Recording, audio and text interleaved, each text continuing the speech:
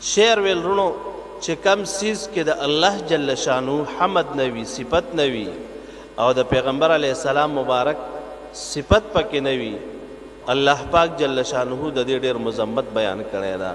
والشعراء يتبعهم الغاوون الم تروا انهم في كل وادي يهيمون وانهم يقولون ما لا يفعلون. خدای پاک جل شانه د دې ډېر مذمت بیان کړی چې کم شعرونه یې. علامه شامی رحمه الله یو حدیث مبارک ذکر کړی دا.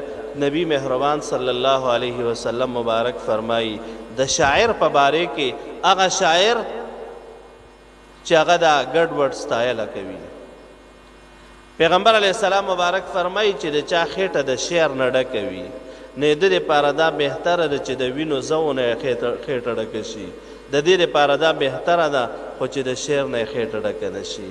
او بعضې مسلمانان رونو ځان ته شاعري کوي او په دې بد فن کې لګې دي.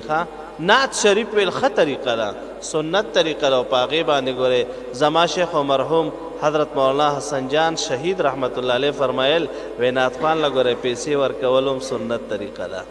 خو بد شعر ویل او د هلکان ستایل او جینکۍ ستایل او یا امخ دې مخ شعرونه ویل، خدای پاک جل شانه د دوی مذمت بیان کړی ده.